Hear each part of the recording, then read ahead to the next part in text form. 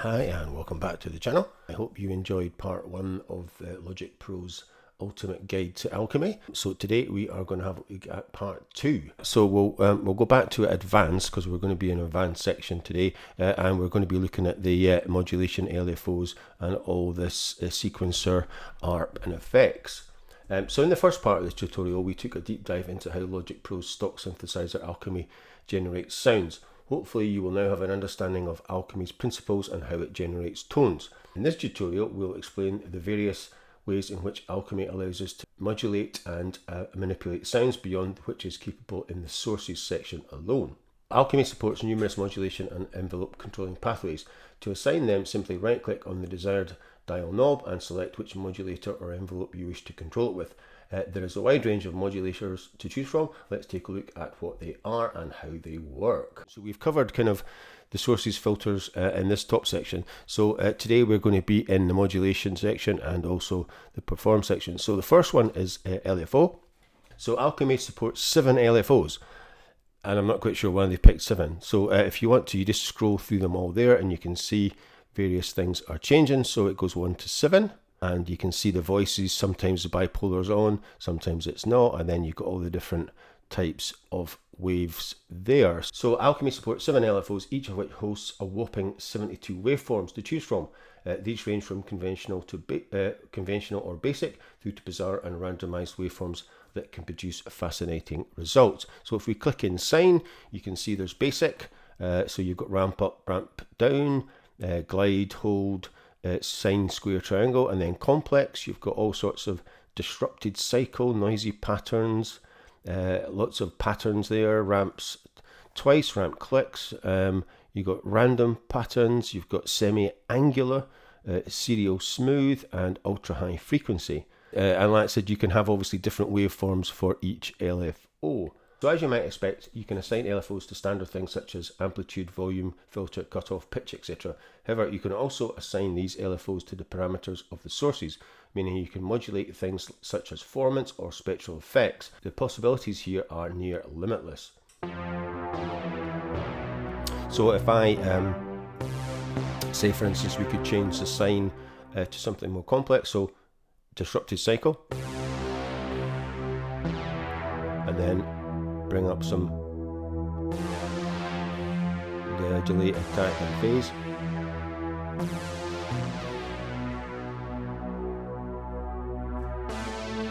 And I'll just adjust the volume a bit. So yeah, so it's pretty easy to adjust those. So the AHDSR envelope, think of this like a conventional ADSR envelope with an additional step called hold between attack and delay. And again, we've got 3 AHDSRs to choose from, and you can see all the things that have been adapted there. So the advantage of having the hold stage is that it allows the decay and sustain stages to be handled like a secondary swell of sorts. A good use would be to have something like the stereo width of a granular source expand. Hold is an expanded setting for a brief period before thinning for a later phase of the tone's duration.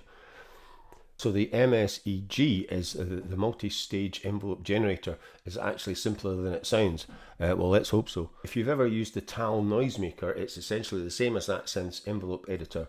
Much like drawing an automation curve, you click on the line to create waypoints and then manipulate their position to create a curve to your desired envelope shape. So we've got 2 of those. So like I said, you can just click in this line and then drag, click there and drag and whatever you want. So you can create your own kind of wave shapes. So that is MSEG envelope. So we're skipping out the sequencer. We're going back to the sequencer. The envelope follower is an envelope that opens and closes based on the amplitude of a waveform from the chosen sound source. The signal envelopes itself based on the synthesizer's own sound generation. So for example, let's say you're using all 4 sources. 3 of them are pads, but one of them has a pluck characteristic.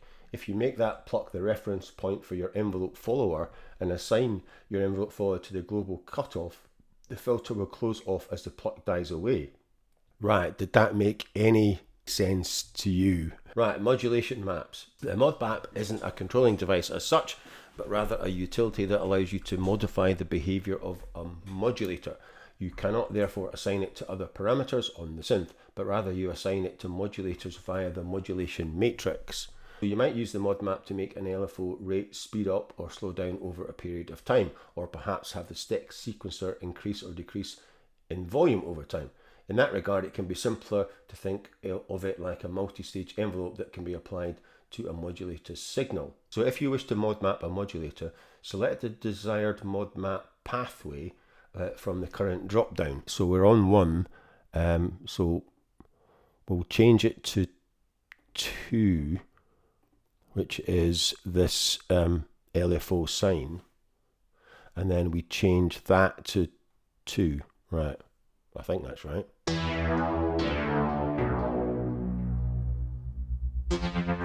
Yeah. So that's kind of how it's. And if we change that waveform, so we could have a concave 1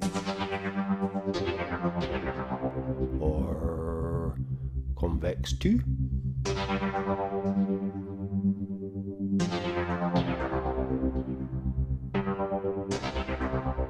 Right, so sort of works like that. So for instance, like I said, you could tie up, so we could have 3, we could tie 3 to the sequencer, is that right?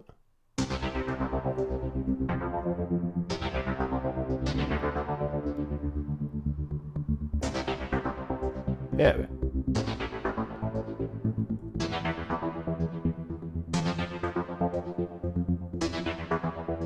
Right, oh well, that's not too complicated. It looks worse than it is. So that just about covers Alchemy's modulation section. Thank God for that. As you can see, Alchemy is about as robust and thorough with its modulators as it is with its tone sources. However, once you've taken time to familiarise yourself with things, it's not nearly as daunting or as complicated as it first might seem. Right, so now we are going to have a look at the performance parameters, which is this section down at the bottom. So in the performance pane, we have global parameters such as filter, AHDSR, envelope, unison, reverb, and delay. It is worth noting, however, that these parameters are customizable and will change as you scroll through presets. So for instance, I'm on the classic strings pad, and it has delay, cutoff, tune 1, pan 1 and 2, pan 3 and 4, tune, resonance, and reverb. And that will change, obviously, if I move to the synth concussion. You can see that has changed. And then I can go. You may find that these controls labelled character, movements, and symmetry, additive, pitch, etc. It all depends on the preset designer's discretion and what is likely to be the most useful control for that particular patch. So if you wish to change these dials, do simply right click on them to bring up reassigning options. So if I wanted to change tune 1 to whatever, it would be, I could swap with whatever it was, it came up there, or auto assign, lock, control, invert, knob, whatever. So you can hear the pan changing there. And you can also adjust these crossfade. So you've got attack, you could put some more decay on. You can see the decay changing there in the AHDSR.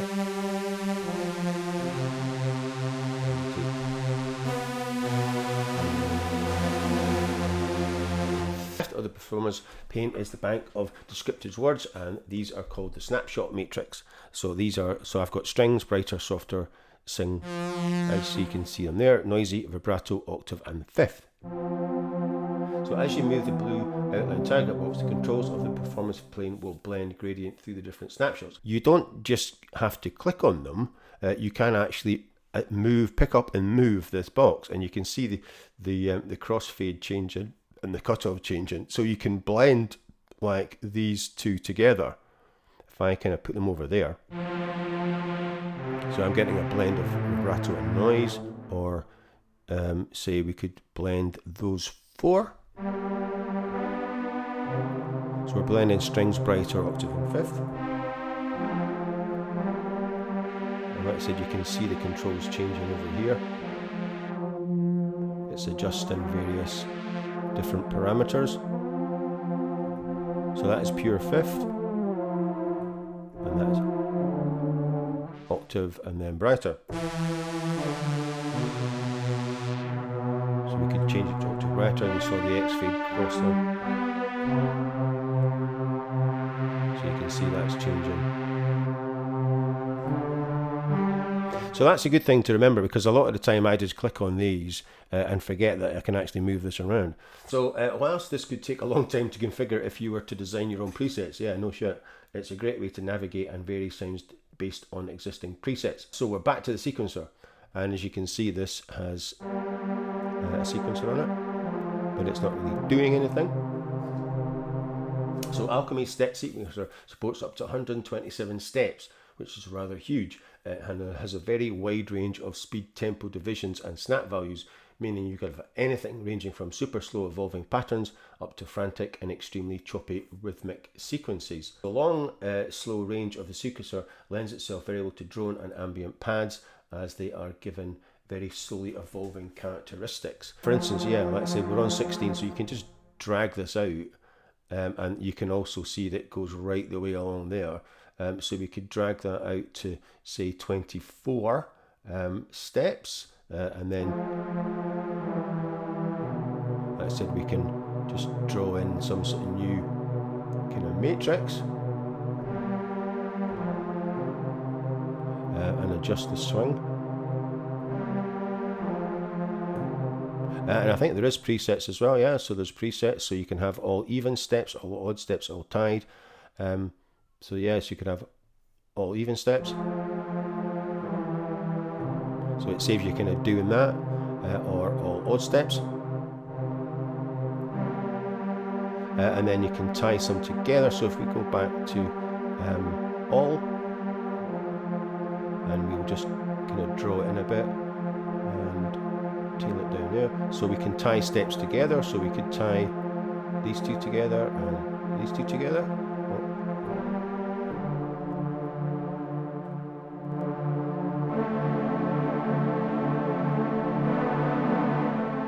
So you've got, like I said, there's rather a lot. There's 4 sequences you can have.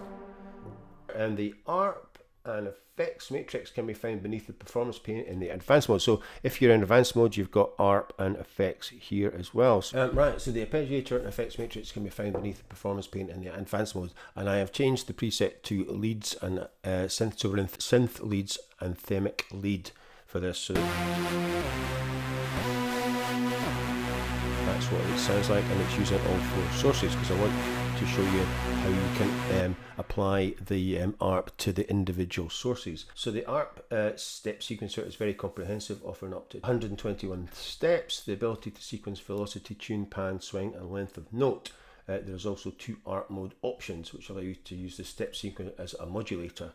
So alongside this, you'll find a bank of controls that are commonly placed on a sequencer. So you've got your mode, so you can go on all or A, B, C, D sources. So you can switch mode off and on there. So you've got mode up, mode down, mode up, down, down, up, as played, random and chord. So for instance, if we go to mode up, so that is us, so that's your standard patch. So we've got mode up, and obviously we can change the rate. So that's quarter, eighth, and then octaves. And then we've got length and then pattern, so there's some preset patterns. And then obviously you've got your velocity here, and you've got your steps, so you could switch steps off. So you could switch 5 and then off.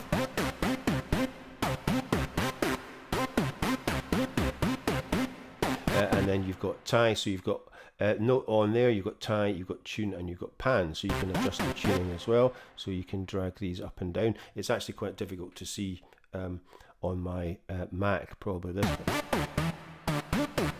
So you can see that's tuning that one down, and then we could tune the other one up.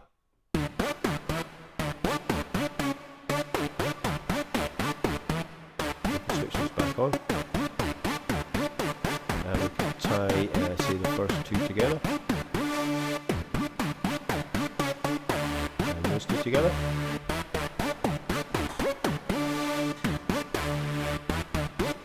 So like I said, it's pretty cool. And like I said, what we could do is we could go to individual ones and then So we could do that on. So we could adjust the so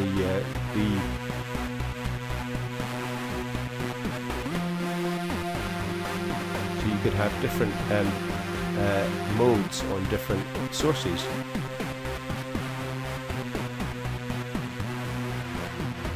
And you can adjust the velocity there as well.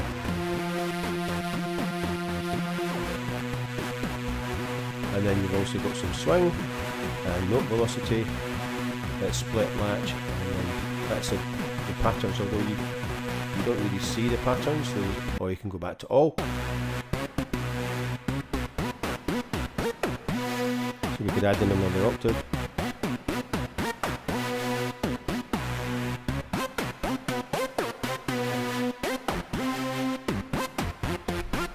And add in some swing.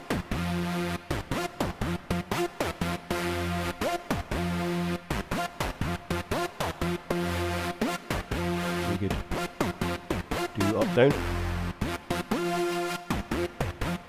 And like I said, the buttons A, B, C, D all refer to the sources. Select which ones you wish to arpeggiate. The next one is effects, and I'll just reset that preset. So the effects are ridiculous. So lastly, we have the effects section. The effects matrix allows you to assign effects to individual sources and are also at a global level. The matrix also allows for up to 16 effects per source, i.e. you can rack up 16 effects per source. So you've got 4 sources and add a further 16 effects globally. Not too shabby. So the list of effects is delay, distortion, distortion bass enhancer, distortion wave shaper, compressor, fat compressor, compressor vintage compressor, and then you've got filter band pass, filter band reject, filter multimode, filter 3-band EQ, modulation, modulation phaser, and 3 reverbs. You've got acoustic reverb, classic reverb, and convolution reverb. So for instance, you can see if you scroll down, you can see this is all the effects applied to this anthemic lead. And also you can scroll along here, so you've got all the effects there. So for instance, we could, and you can just obviously change these. So you've got a delay there, so you could change that to distortion bass enhancer. Turn on fat.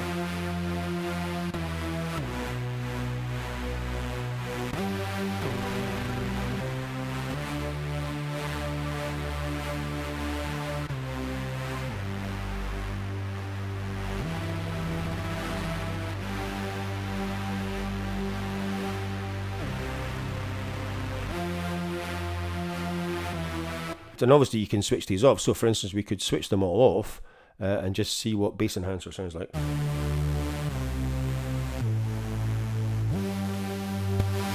So that's your vintage compressor on, and the wave shaper on, and then we can go along and change the wave shape. So we are on, let's see what we're on, barbed wire. So that is quite dramatic. So clipper,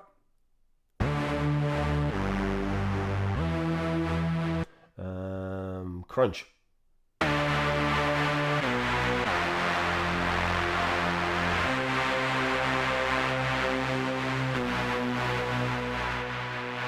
and you can apply the mix and frequency.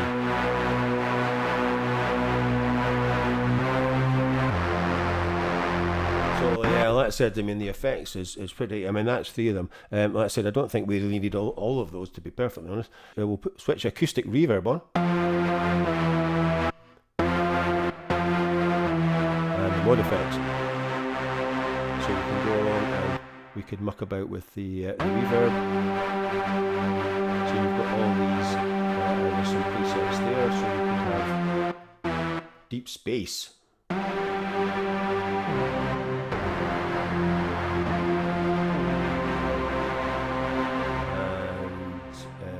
Gated pumper. So yeah, so there's absolutely tons there, and there's some presets for most of these. So big chorus, we could add in big chorus. So we'll take acoustic reverb off, that's not doing anything. So yeah, there we go. The effects is just ridiculously powerful. I mean, between that and the ARP and the sequencer, you can create some pretty amazing sounds. I like the wave shaper, is really cool actually, I have to say. Let's try another couple before we go. Let's try Fuzz Face, which kind of suits that preset.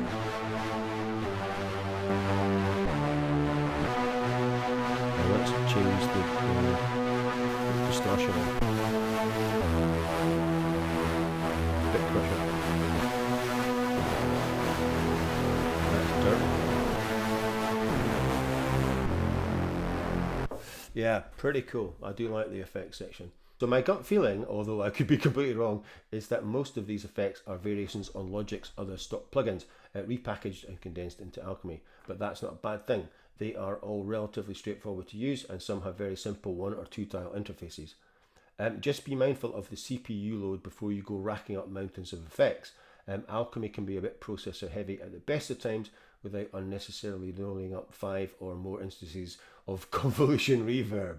So yeah, so the conclusion, Alchemy is a beast, hence the 2-part tutorial. It is a true powerhouse of synthesis, and whilst its premise could appear to be complicated, in use, its level of detail and sophistication is nothing short of astounding. And I do think that it is overlooked, I think, in the world of VSTs, possibly because it's only available in Logic. And you know, if this was available as a separate VST, it would sell a lot. So it manages to reach the giddy heights of tonal design and sophistication found in icons of yesteryear, such as Yamaha's DX7 SM synth, Korg's wavetable range, and Roland's PCM synths.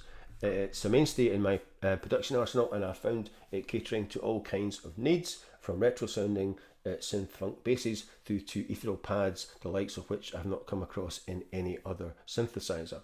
The granular and formant manipulations on acoustic instrument samples alone would make for impressive stock synth in any DAW. However, the fact that it's just one of a number of sound creation possibilities is staggeringly impressive. If you're a Logic Pro user and into any sort of electronic music, or you simply in need of any kind of textural layers in your mix, you'd be doing yourself a disservice not to explore what Alchemy has to offer. It's not only one of the best stock synth available in a DAW, it's one of the best synths ever made, period.